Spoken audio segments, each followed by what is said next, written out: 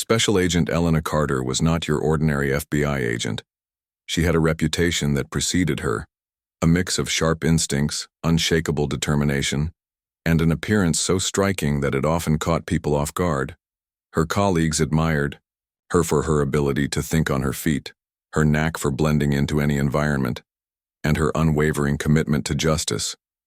But this time, the assignment she was handed would push her skills to their limits.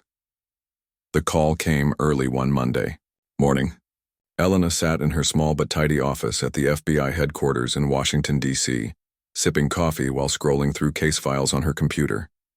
The knock on her door startled her slightly, though she quickly masked it with a calm demeanor.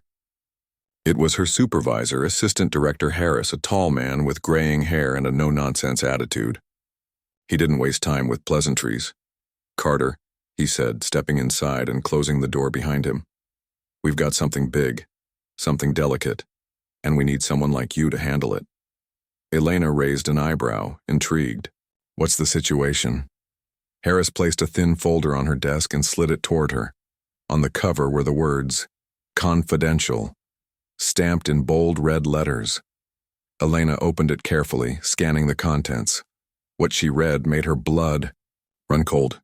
The case revolved around Sheriff Daniel Hargrove, a man who ruled over a small southern town called Willow Creek with an iron fist.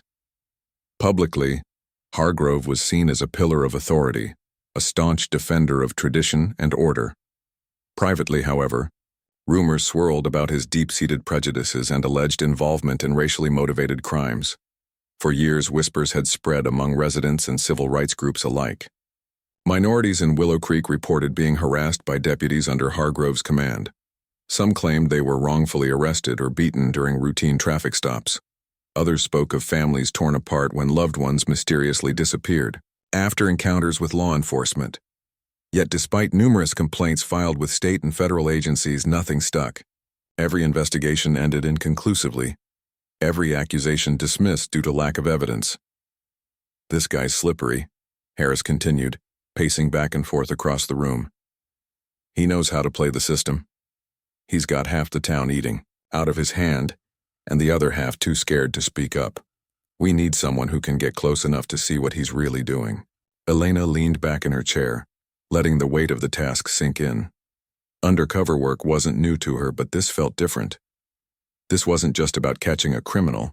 It was about exposing a web of hatred and corruption that had festered unchecked for far too long. If she succeeded, she could bring down one of the most dangerous figures in modern law enforcement. If she failed, well, failure wasn't an option. "So, what's the plan?" she asked finally, her voice steady despite the storm brewing inside her. "You'll go undercover," Harris replied. "Pose as a journalist, researching rural policing practices. Get friendly with the locals, earn their trust, and more importantly, earn his trust. Once you're in, start gathering intel. Photos, recordings, anything that ties him to these allegations. But be careful, Carter. This isn't just risky. It's dangerous. Hargrove doesn't take kindly to outsiders poking around his business." Elena nodded, already mentally preparing herself for the challenge ahead. She knew exactly what Harris meant by dangerous. Men like Hargrove didn't rise to power without making enemies and eliminating them. Still, the thought of taking on such a high-stakes mission excited her. It was the kind of case that defined careers, and she was determined to see it through. Over the next few days, Elena immersed herself in preparation. She studied maps of Willow Creek, memorized its history, and familiarized herself with the key players in the community.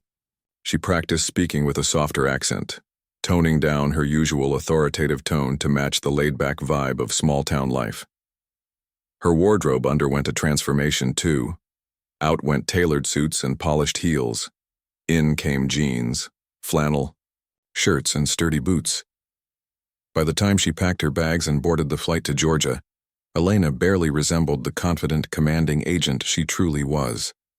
Instead, she became Lila Monroe, a freelance journalist with a passion for storytelling and a curious mind. As the plane descended into the humid southern air, she glanced out the window at the sprawling fields below. Somewhere out there, Sheriff Daniel Hargrove awaited her arrival. Little did he know his downfall was already in motion. When Elena arrived in Willow Creek, she immediately noticed the stark contrast between this sleepy little town and the bustling cities she was used to. The streets were quiet, lined with weathered buildings and old-fashioned storefronts. A sign welcoming visitors stood proudly at the edge of town, proclaiming Willow Creek as a place where tradition meets tomorrow. To Elena, it sounded more like a thinly veiled warning than a slogan. She checked into a modest apartment above a diner called Betty's Kitchen, a local favorite where the smell of fried chicken and fresh-baked pies wafted through the air all day long. From her tiny balcony, she could see the comings and goings of townsfolk, farmers hauling produce to market, kids riding bikes down the street, elderly couples sitting on benches chatting about the weather. It seemed idyllic on the surface, but Elena knew better. Beneath the charm lurked secrets waiting to be uncovered. Her first priority was to establish herself as Lila Monroe. She introduced herself to Betty, the diner's owner, explaining that she'd come to Willow Creek to write articles about rural communities and their unique challenges. Betty, a warm woman with a perpetual smile, welcomed her warmly and promised to introduce her around town. True to her word, Betty invited Elena to sit with some regular customers the very next morning. At first, the locals eyed her with suspicion. Journalists weren't common in Willow Creek, and outsiders even less so. But Elena played her part perfectly, asking thoughtful questions and listening intently to their stories. Slowly, they began to open up. One man, a retired mechanic named Earl, talked about how much he respected Sheriff Hargrove for keeping drugs out of the town. Another, a young mother named Diane, hesitated before whispering that she didn't always feel safe around certain deputies, but quickly changed the subject when others joined the conversation. Each interaction gave Elena valuable insight into the dynamics of the town. She learned which residents supported Hargrove wholeheartedly and which ones harbored doubts. She also picked up on subtle hints, comments here and there about troublemakers being dealt with harshly, or vague references to incidents that never quite made sense. These fragments of information fueled her resolve. She was getting closer to the truth, one conversation at a time. As the days turned into weeks, Elena settled into her new life in Willow Creek. She attended church services, volunteered at the library, and even joined a book club. Everywhere she went, she kept her ears open and her notebook handy. Though she hadn't yet crossed paths with Sheriff Hargrove himself, she could feel his presence looming large over the town. His name came up constantly, in casual conversations, heated debates, and cautious warnings. Elena knew the hardest part was still ahead. Gaining Hargrove's trust wouldn't be easy, but she was ready. After all, she wasn't just a stunning face or a clever disguise. She was Special Agent Elena Carter, and she was here to expose the truth no matter the cost. Elena's first few days in Willow Creek were a whirlwind of introductions and observations. As Lila Monroe, she quickly realized that blending into the fabric of this tight-knit community would require more than just a new wardrobe or a practiced accent. It meant becoming part of their world, earning not only their trust but also their friendship. This wasn't going to be easy, especially since everyone in town seemed to know each other's business. Strangers stuck out like sore thumbs here, and Elena couldn't afford to raise any suspicions. Her apartment above Betty's Kitchen turned out to be both a blessing and a challenge. On one hand, it gave her a front-row seat to the daily rhythms of life in Willow Creek. The diner buzzed with activity from dawn till dusk, serving as a hub for locals to gather, share gossip, and debate everything from politics to football scores. On the other hand, living so close to the heart of the action meant Elena had to stay vigilant. Every word she spoke, every move she made, could be scrutinized by curious eyes. To make matters worse, Betty, the diner's owner, was an absolute sweetheart, with a knack for asking personal questions. Within hours of meeting Elena, she'd already grilled her about where she came from, why she chose Willow Creek, and whether she had a boyfriend back home. Elena handled these inquiries with grace, spinning a story about growing up in a small Midwestern town and developing a passion for writing after college. She explained that she wanted to focus on human interest stories, particularly those highlighting the struggles and triumphs of rural communities. Betty ate it up, declaring Lila a breath of fresh air, and insisting she join the diner's regular crowd for breakfast the next morning. That breakfast marked the beginning of Elena's slow, but steady integration into Willow Creek society. At first, the locals were wary of her presence. Outsiders rarely visited their town unless they were passing through on their way somewhere else. And journalists? Well, journalists were practically unheard of. So when Betty introduced Elena to her table of regulars, a mix of farmers, teachers, shopkeepers, and retirees, the reactions ranged from polite curiosity to outright skepticism. One man, a burly farmer named Earl who wore a faded baseball cap and smelled faintly of hay, leaned back in his chair and studied her carefully. "You're telling me you came all the way down here just to write about us?" he asked, his tone laced with disbelief. Elena smiled, keeping her expression warm but neutral. "I think there's something special about small towns like this." "One," she replied. "People work hard, take care of each other, and keep traditions alive. That's the kind of story I want to tell." Earl grunted, seemingly satisfied with her answer, though Elena noticed he kept glancing at her throughout the meal. Others around the table chimed in, sharing bits and pieces of their lives, how long they'd lived in Willow Creek, what they did for a living, and what they loved most about the place. Most of them praised Sheriff Hargrove, calling him a hero who kept the town safe and drug-free. But there were cracks in the facade, too. One woman, a middle-aged teacher named Diane, hesitated before saying, "Well, he does his job, I suppose. Though sometimes, well, let's just say not everyone feels treated fairly." The comment hung in the air for a moment before another diner regular changed the subject, steering the conversation toward safer topics like the upcoming fall festival and the high school football team's chances this season. Elena filed the exchange away in her mind, noting how quickly people shifted gears when sensitive subjects arose. Clearly there was tension beneath the surface, even if no one dared to speak openly about it. Over the following weeks, Elena worked tirelessly to build relationships within the community. She attended Sunday services at the local Baptist church, sitting near the back and nodding along to sermons about faith, family, and forgiveness. She volunteered at the library, helping organize bookshelves and assist children during story time. She even joined a book club recommended by Betty, which met once a week at the home of a retired librarian named Margaret. These activities allowed her to meet new people and deepen her understanding of Willow Creek's social dynamics. What struck Elena most was how divided the town seemed. There were those who revered Sheriff Hargrove, crediting him with maintaining order and protecting their way of life. Then there were others, usually quieter, more cautious individuals, who hinted at darker truths without ever spelling them out. A young black cashier at the grocery store confided in Elena about feeling followed whenever she walked downtown. An elderly Hispanic man mentioned that his grandson had been stopped multiple times for no reason other than driving a nice car.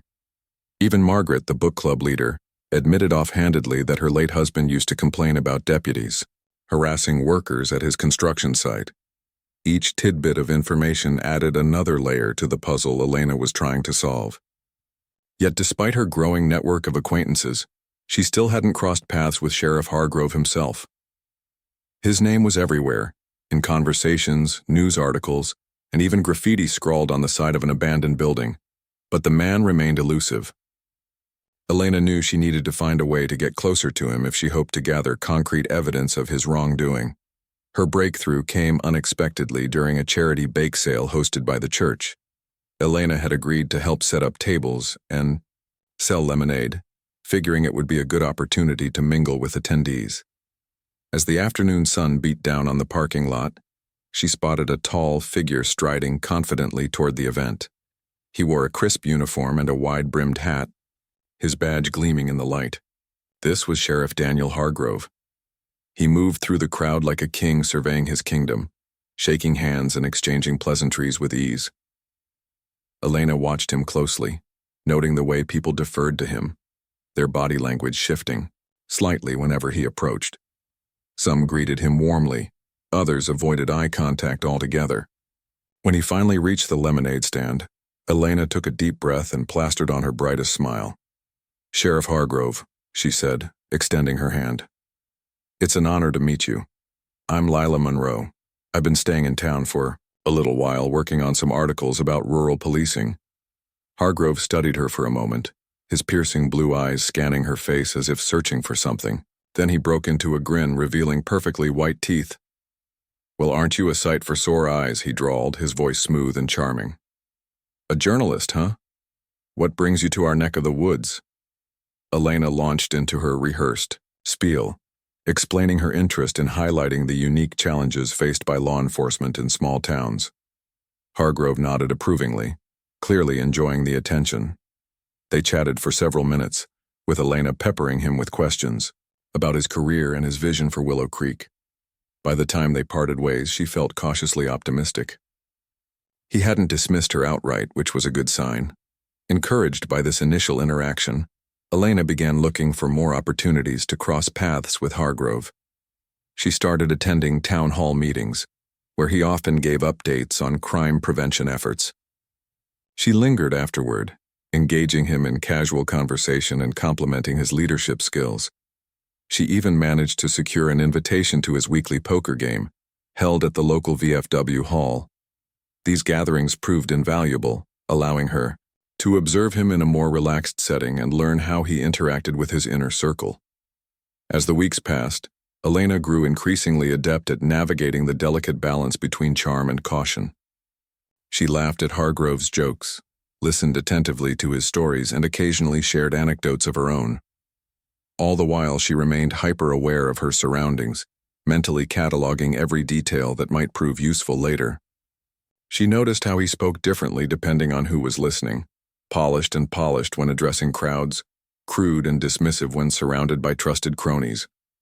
She picked up on subtle cues, like the way he referred to certain groups of people using coded language or the thinly veiled threats embedded in seemingly innocuous remarks.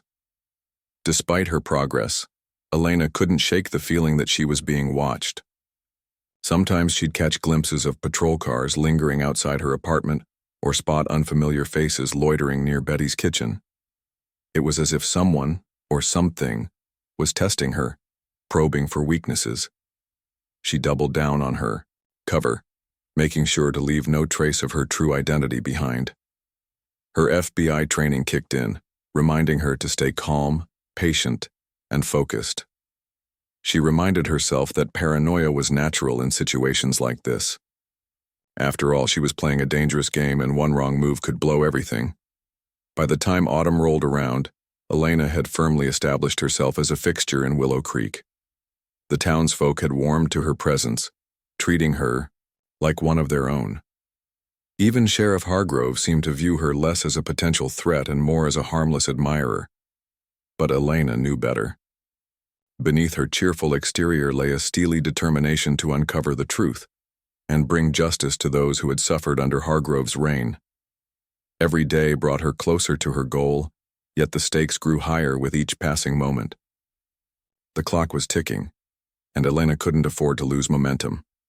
Somewhere in this picturesque little town hid the evidence she needed to expose a monster, and she was determined to find it, no matter what it took. Elena's plan to win Sheriff Daniel Hargrove's trust was meticulous, calculated, and layered with subtlety. She knew that gaining his confidence wouldn't happen overnight. It required patience, consistency, and a careful balance of charm and vulnerability. The key was making herself indispensable without appearing too eager or intrusive. Every interaction had to feel natural, every compliment genuine, and every question harmless. It was a delicate dance, but Elena was an expert at reading people, and she quickly identified the cracks in Hargrove's polished facade. The poker games became her primary battleground. Held weekly at the VFW hall, these gatherings were informal yet significant. They were where Hargrove let his guard down, surrounded by deputies, friends, and cronies who shared his worldview. At first, Elena hesitated to join, knowing that stepping into such a male-dominated space could raise eyebrows. But she also recognized it as an opportunity to observe Hargrove in his element and gather valuable insights into his inner circle. With a mix of feigned curiosity and playful persistence, she convinced him to invite her along, framing it as a chance to see another side of small-town life. Her debut at the poker table was nerve-wracking but ultimately successful. Dressed casually in jeans and a flannel shirt, she walked into the smoky room carrying a six-pack of beer and a plate of homemade cookies, a peace offering she hoped would endear her to the group. The men greeted her with a mix of amusement and skepticism, their eyes scanning her like they would any outsider daring to step into their domain. Hargrove, however, seemed pleased by her presence, introducing her warmly and pulling out a chair for her to sit beside him. "Lila, here's got a knack for storytelling," he announced, clapping her on the back. "Thought it'd be good for y'all to get to know her better." The comment earned chuckles around the table, though Elena caught a few wary glances from some of the deputies. She smiled brightly, brushing off the tension with self-deprecating humor. "Don't worry, boys," she said, placing her cookies in the center of the table. "I promise I won't write about how badly you cheat at cards." Her joke broke the ice, and soon the atmosphere shifted from guarded to relaxed. Over the course of the evening, Elena played her role perfectly, laughing at their jokes, pretending to struggle with the rules of Texas Hold'em, and occasionally asking innocent questions about their jobs. She made sure to keep the conversation light, steering clear of anything remotely controversial while subtly steering it toward topics that revealed glimpses of Hargrove's personality. By the time the game ended, she'd earned enough goodwill to secure an invitation to return the following week. As the weeks went on, Elena became a regular fixture at the poker nights. She learned the art of losing gracefully, ensuring she never won too much money or drew unnecessary attention to herself. More importantly, she used these sessions to study Hargrove's behavior up close. In this setting, away from public scrutiny, he dropped the polished veneer he wore during official appearances. He joked crudely, bragged about past arrests, and occasionally slipped into thinly veiled threats when talking about certain individuals in town. His deputies laughed along, reinforcing his authority with nods and murmurs of agreement. To them, Hargrove wasn't just a sheriff. He was a leader, a protector of their way of life, and someone who expected absolute loyalty. Elena played her part flawlessly, nodding along and laughing at the right moments while filing away every word he said. She noticed patterns in his speech, the way he referred to minorities using coded language, the dismissive tone he adopted when discussing complaints against his department, and the subtle pride he took in intimidating those he deemed troublemakers. Each detail added another piece to the puzzle she was trying to solve. Outside of the poker games, Elena continued to weave herself deeper into Hargrove's orbit. She attended community events, volunteering at charity drives and holiday parades, where he served as the guest of honor. She struck up conversations with his wife, Marianne, a soft-spoken woman who rarely ventured far from her husband's shadow. Through Marianne, Elena gleaned tidbits about Hargrove's personal life, his obsession with maintaining control, his disdain for anyone who challenged his authority, and his growing frustration with outside interference in his town. One particularly revealing moment came during the annual Harvest Festival, a lively celebration featuring live music, food stalls, and a pie-eating contest. Elena volunteered to help organize the event, positioning herself near the main stage where Hargrove was scheduled to give a speech. As she worked alongside other volunteers, she overheard snippets of conversation between him and his deputies. They discussed recent incidents involving black residents who had been stopped for minor infractions, their tone casual and dismissive. One deputy joked about how easy it was to scare them straight, while another mentioned plans to increase patrols in certain neighborhoods after dark. Elena's stomach churned, but she kept her expression neutral, focusing instead on her task of arranging chairs for the audience. When Hargrove finally took the stage, she watched as he transformed into the charismatic figure everyone admired. He spoke passionately about unity, tradition, and the importance of law and order, earning applause from the crowd. Yet beneath the surface, Elena saw the same man she'd observed at the poker games, the one who thrived on power and fear. Despite her growing familiarity with Hargrove, Elena remained acutely aware of the risks she faced. She couldn't shake the feeling that she was being tested, scrutinized for any sign of weakness or deception. Sometimes she'd catch him watching her intently, his gaze lingering a little too long, as if searching for something he couldn't quite put his finger on. Other times she'd notice unfamiliar faces lurking nearby, men who didn't belong to the poker group but seemed oddly interested in her movements. To counteract these suspicions, Elena doubled down on her efforts to appear harmless. She confided in Betty, the diner owner, about her struggles adjusting to small-town life, painting herself as a lonely outsider looking for connection. She joined a church choir, singing enthusiastically despite her lack of talent, and attended weekly Bible studies led by Margaret, the retired librarian. These activities not only reinforced her cover, but also provided additional opportunities to gather information. Conversations with fellow choir members often veered toward local gossip, including rumors about Hargrove's heavy-handed tactics and whispered accusations of misconduct. Through it all, Elena maintained a careful balance between building trust and protecting herself. She documented everything, every conversation, every observation, every suspicious detail, in encrypted notes stored securely on her phone. Photos, audio recordings, and handwritten observations formed a growing dossier that she planned to deliver to the FBI once she had enough evidence to act. But she knew she couldn't rush things. Pushing too hard or moving too fast could jeopardize the entire operation. Her breakthrough came unexpectedly during a late-night conversation with Hargrove himself. After several weeks of attending poker games and community events, she'd managed to cultivate a rapport with him that felt almost genuine. One evening, after a particularly rowdy round of cards, he invited her to stay behind for a drink.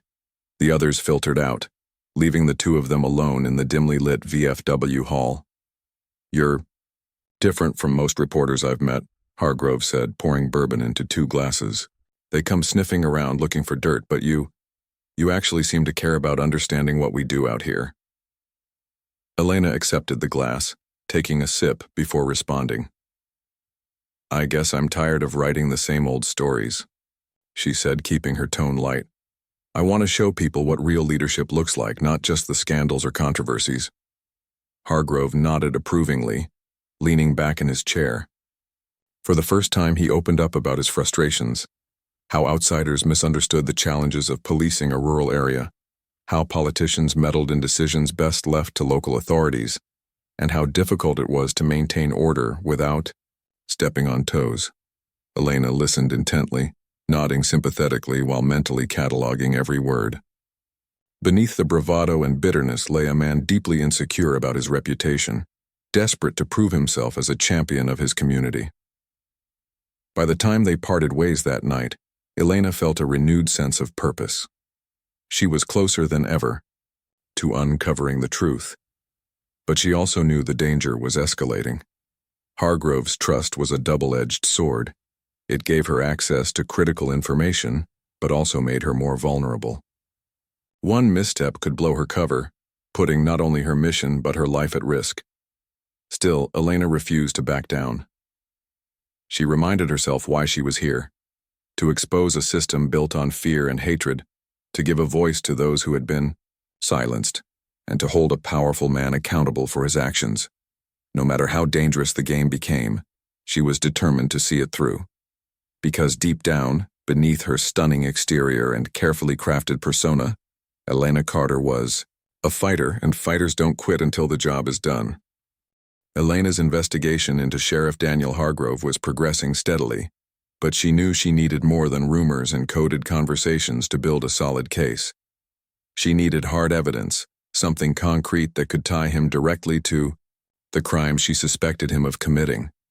Her breakthrough came unexpectedly one rainy afternoon, when she decided to spend some time at the local library, poring over old newspaper clippings and archived records. Margaret, the retired librarian, who had become a trusted source of information, guided her through the process. "Looking for anything specific?" Margaret asked as Elena flipped through dusty binders filled with yellowed articles.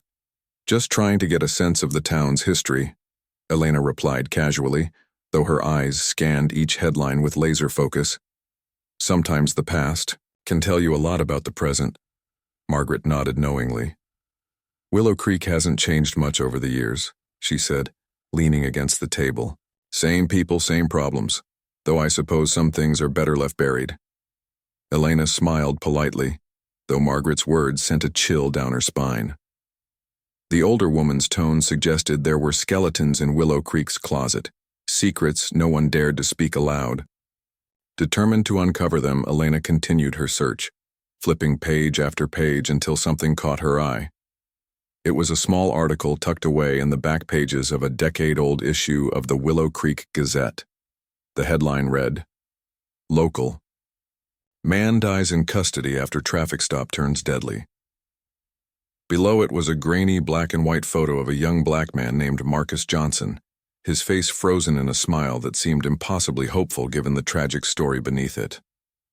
According to the report, Johnson had been pulled over for speeding late one night. When he allegedly resisted arrest, deputies used necessary force to subdue him. By the time paramedics arrived, he was dead. The article raised more questions than answers. Why had Johnson resisted? What kind of force had been used? And why did none of the deputies involved face consequences? Elena's instinct screamed that this wasn't an isolated incident. It was a pattern disguised as an anomaly. She jotted down the details, her mind racing with possibilities. Over the next few days, Elena dug deeper, cross-referencing the Marcus Johnson case with other similar incidents. She discovered a string of unsolved deaths and disappearances involving minority residents, all linked to encounters with law enforcement. Each report contained eerily similar language, phrases like violent suspect, resisted authority, and unavoidable escalation. Photos accompanying the articles showed bruises, cuts, and injuries inconsistent with official narratives.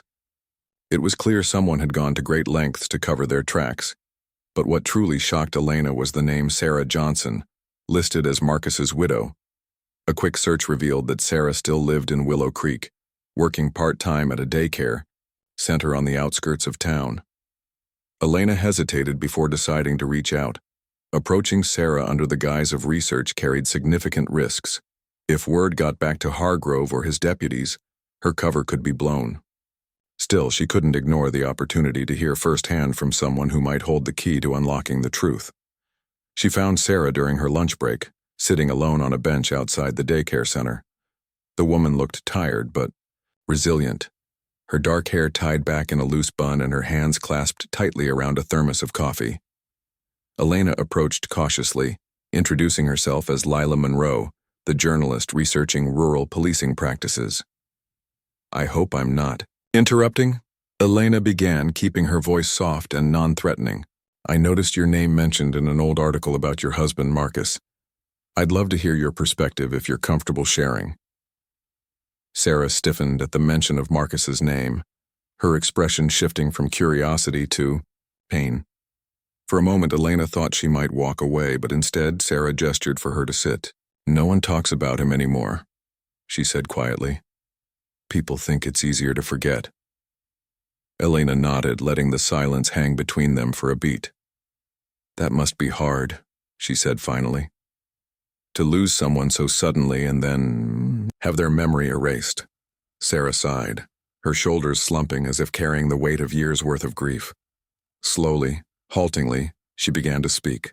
She recounted the night Marcus never came home, the frantic phone calls to hospitals and jails, the knock on her door hours later informing her of his death. She described how the deputies claimed he had resisted arrest, though she knew Marcus well enough to doubt that version of events. He was a gentleman, a devoted father who worked 2 jobs to provide for his family. Violence wasn't in his nature. "They said he fought back," Sarah whispered, tears welling in her eyes. "But when I saw his body, it didn't look like a fight. It looked like torture." Elena's heart sank as Sarah pulled out a faded photo album, flipping to pictures taken during Marcus's funeral. In addition to candid shots of loved ones mourning, there were close-ups of his injuries, bruises covering his torso, deep cuts on his arms, and swelling around his jawline.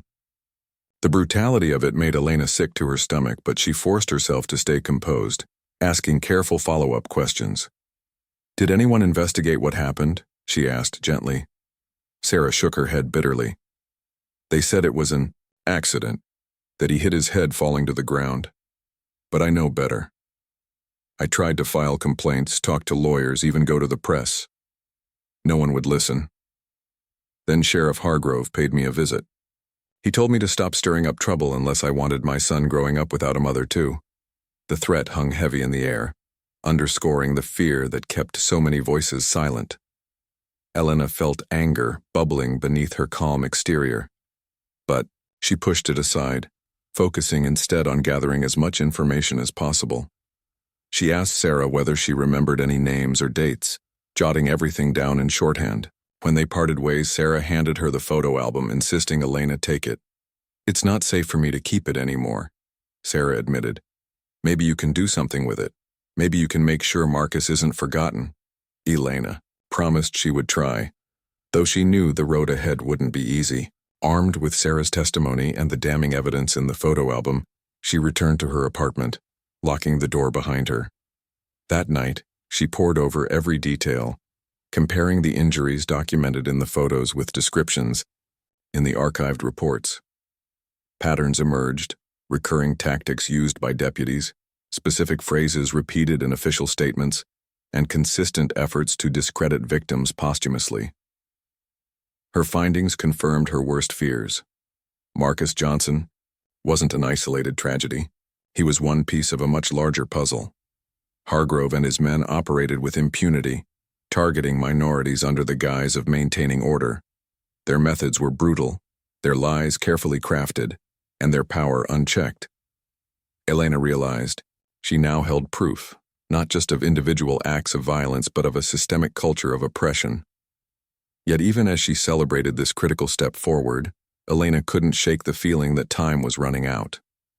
Every day she spent in Willow Creek brought her closer to the truth, but it also increased the likelihood of discovery. Hargrove's occasional probing comments and lingering stares suggested he was growing suspicious. His deputies seemed to be watching her movements more closely, lingering near places she frequented. One wrong move, one slip of the tongue, and everything could unravel. Determined to protect her cover while advancing her investigation, Elena devised a plan to plant surveillance equipment in Hargrove's office. She reasoned that capturing incriminating conversations or documents would provide irrefutable evidence of his involvement. But executing such a risky maneuver required precision and timing. She waited until the annual Sheriff's Appreciation Banquet, a high-profile event where Hargrove would be distracted entertaining dignitaries and donors, to make her move. Posing as a volunteer helping set up decorations, Elena slipped into the station unnoticed. Her heart pounded as she navigated the dimly lit corridors, avoiding cameras and prying eyes. When she reached Hargrove's office, she quickly planted a tiny microphone inside a potted plant on his desk, ensuring it blended seamlessly with the decor. She also snapped photos of files scattered across his desk, careful not to disturb their arrangement. As she slipped out undetected, Elena allowed herself a brief moment of triumph. She had done it. She had planted the seeds of exposure. Now, all she had to do was wait for the recordings to roll in, capturing the incriminating words she knew Hargrove couldn't resist saying. With each passing hour, she grew closer to dismantling the web of corruption that had poisoned Willow Creek for far too long. Still, Elena reminded herself not to celebrate prematurely. The hardest battles lay ahead, and the stakes were higher than ever.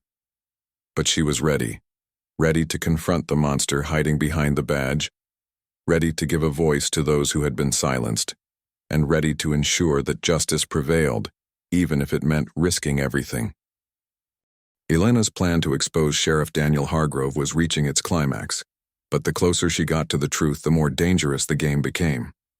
Every move she made felt like walking a tightrope, balanced precariously between success and disaster. Her planted microphone in Hargrove's office began transmitting valuable audio snippets, revealing conversations that painted a damning picture of the sheriff's operations. Deputies discussed tactics for intimidating minority residents, dismissing complaints as baseless and covering up incidents with fabricated reports. It was all there, laid bare in chilling detail. But even as Elena gathered evidence, she couldn't ignore the growing sense of unease creeping into her daily life. Hargrove had started watching her more closely, his once friendly demeanor giving way to something colder and more calculating. At first it was subtle, a lingering glance during poker games, an offhand comment about how curious she seemed, or an unexpected visit to Betty's kitchen, just as she was leaving for the day. Then came the questions, probing and pointed, disguised as casual curiosity. "Lila," he said one evening after a charity event, cornering her near her car. "You've been asking a lot of questions lately. About old cases, about my deputies. You're not planning on writing anything controversial, are you?" Elena forced a laugh, keeping her tone light and playful. "Of course not, Sheriff. I'm just trying to understand the complexities of small-town policing. You know, give readers a balanced perspective." Hargrove studied her for a moment, his piercing blue eyes searching hers for any hint of deception. Finally, he nodded, though his smile didn't reach his eyes. "Good, because we don't need outsiders stirring up trouble around here. We take care of our own problems." The encounter left Elena shaken but resolute.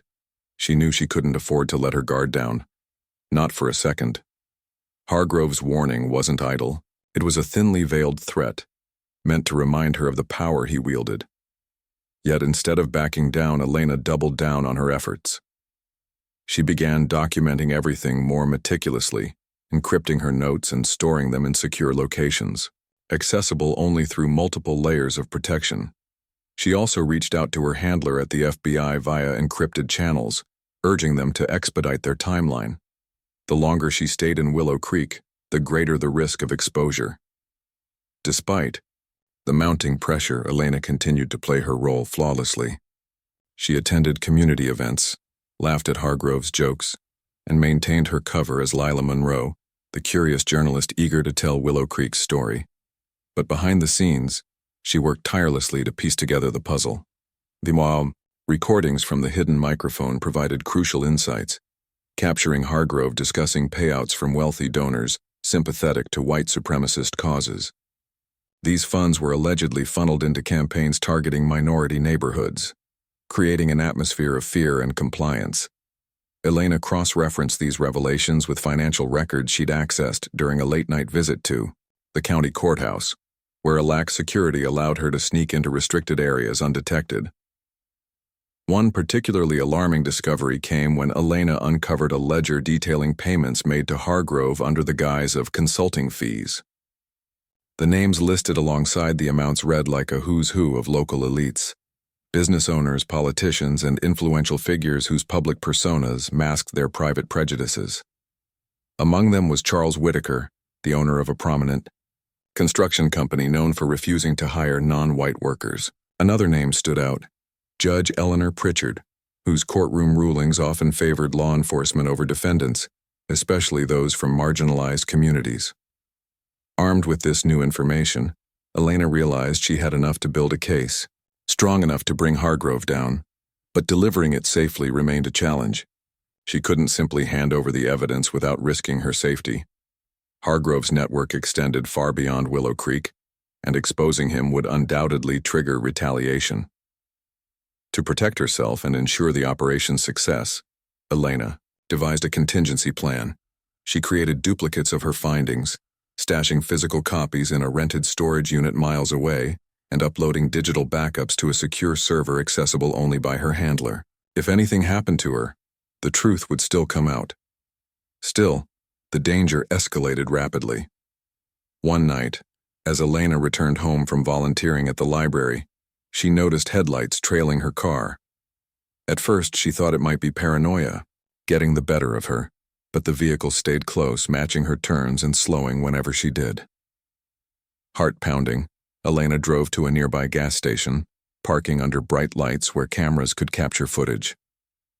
When the tail hesitated before speeding off, she exhaled in relief, but the message was clear. Hargrove knew something was up. The next morning, Elena found a note slipped under her apartment door. Written in blocky letters, it read, "Stop digging, or you'll regret it." Her hands trembled as she held the paper, anger and fear warring within her. For a brief moment, doubt crept in. Was this worth it? Could she really take on someone as powerful as Hargrove without losing everything? Then she remembered Sarah Johnson's tearful plea, the faded photos of Marcus's battered body, and the countless others who had suffered in silence. This wasn't just about justice for one man or one family. It was about dismantling a system built on hatred and fear. Elena steeled herself, resolving to see the mission through no matter the cost. Her resolve hardened further when she intercepted a conversation between Hargrove and one of his deputies during a routine patrol. Using the hidden microphone, she overheard them discussing plans to increase harassment in certain neighborhoods following rumors of unrest. They spoke openly about planting drugs on suspects, fabricating charges, and using excessive force to send a message. It was horrifying confirmation of everything Elena had suspected, and proof that stopping Hargrove wasn't just important, it was urgent. To throw him off balance, Elena decided to confront him directly. She waited until they were alone at another poker game, feigning drunkenness to lower his defenses. Leaning in conspiratorially, she whispered, "You know, Sheriff, I've heard some interesting stories about your methods. People say you keep order by any means necessary." Hargrove stiffened, his jovial expression melting into something darker. "And what exactly have you heard?" he asked, his voice low and menacing. Elena shrugged, maintaining her act of innocence. "Oh, nothing concrete, just whispers. But isn't it funny how people talk? Especially when they think no one's listening." For a moment, Hargrove looked ready to explode. Then, surprisingly, he chuckled, leaning back in his chair. "Careful, Lila. Curiosity can be dangerous." "It's part of the job," she replied, lightly, though her pulse raced. "Besides, I trust you to set me straight if I hear anything untrue." The exchange ended with forced laughter, but Elena saw the flicker of uncertainty in Hargrove's eyes. She had planted a seed of doubt, making him question whether she truly suspected anything, or worse, whether she already had proof. It was a risky gamble, but it bought her time. As the days passed, Elena prepared for the final phase of her operation. She coordinated with her handler to arrange a sting, ensuring federal agents would be ready to swoop in the moment she exposed Hargrove. She rehearsed every step of the plan, visualizing scenarios and contingencies. Failure wasn't an option, not when so many lives depended on her success. Yet despite her meticulous preparation, Elena couldn't shake the weight of responsibility pressing down on her. This wasn't just about taking down a corrupt sheriff. It was about challenging a deeply entrenched system of oppression. Even if Hargrove went to prison, the scars he'd inflicted on Willow Creek would remain. Healing would take years, perhaps decades. But Elena refused to dwell on that now. There would be time later to reflect, to mourn, to rebuild. For now, her focus was singular: justice. Late one evening, as she sat alone in her apartment reviewing her files, Elena glanced at her reflection in the window. The woman staring back at her bore little resemblance to the confident FBI agent she used to be. Lines of exhaustion etched her face, and shadows lingered beneath her eyes. Yet, there was fire in her gaze, a determination that refused to dim, even in the face of overwhelming odds. Tomorrow she would make her move. Tomorrow she would expose the truth. And tomorrow she would prove that no amount of fear or intimidation could silence the pursuit of justice. Whatever happened next, Elena Carter was ready.